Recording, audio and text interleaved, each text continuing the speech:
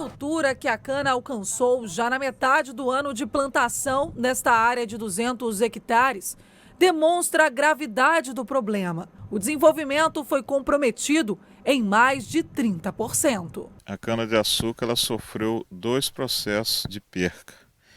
Elas ficaram falhadas porque não nasceram. Tem canaviais aí que tem 30% de falhas, que isso vem prejudicar a produção do ano que vem. E também elas não cresceram, elas estão 3 vezes menores o tamanho que deveriam estar para que se tenha uma boa produtividade para o ano que vem. Além de não se ver os colmos, em algumas partes houve falhas, ou seja, a cana nem mesmo saiu do solo. Sinais de que o investimento de R$ 1.200.000 está em risco. Cerca de 1.200.000.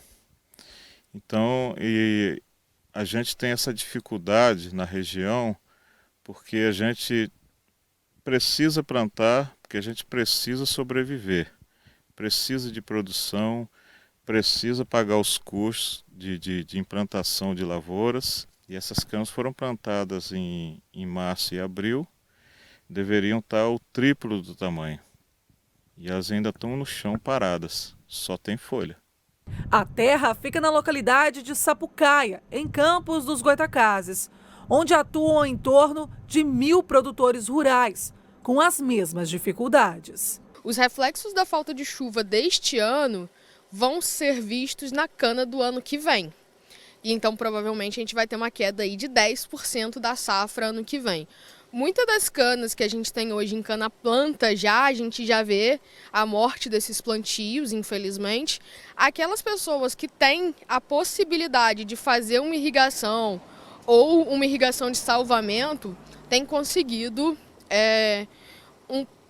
uma produtividade de alguma coisa, mas esse regime de chuva cada vez mais incerto tem sido um complicador na agricultura, sim, tanto para cana, quanto para soja, quanto para qualquer outra cultura que a gente tenha implementado em Campos. Há pelo menos 4 meses que a região não recebe uma chuva significativa. Cenário que não apenas ameaça a colheita das plantações que estão em desenvolvimento, como pode adiar plantios previstos para os próximos meses. Como em outros anos, o produtor planeja a semeadura de soja para a segunda quinzena de setembro. Mas se a estiagem continuar até início de novembro, não haverá como plantar. A região ela tem um potencial enorme. A gente pode plantar cana, a gente pode plantar milho, a soja, por exemplo, tem chegado aos poucos na região e a preocupação, como todos, e a gente fazer um investimento muito alto e não ter produção ou até nem colher. Então o produtor rural, nessa parte, ele sofre muito e a gente fica à mercê do tempo, do clima. O município sofreu uma queda drástica no índice de chuva ao longo dos anos, de 1.200 milímetros para uma média de 900. E neste ano ainda nem chegou na marca dos 700 milímetros. Tem cada vez chovido menos e essas chuvas têm sido cada vez mais espaçadas e quando chove, chove muito num período muito curto, que é o que a gente tem visto, essas grandes catástrofes climáticas que têm acontecido, o que não é o ideal para a agricultura. Enquanto as medidas não são implementadas, a alternativa indicada é que os produtores unam forças para potencializar a irrigação do solo. Hoje, os sistemas de irrigação, eles realmente não são sistemas exatamente muito baratos. Os sistemas mais utilizados em campos são o gotejamento e a aspersão. Hoje, o gotejamento ele está aí na faixa de R$ 25.000 por hectare e a aspersão ele é um sistema mais barato, ele deve estar aí na faixa de 15 mil por hectare. Porém, ainda assim é um valor expressivo, dependendo do produtor e dependendo da produção.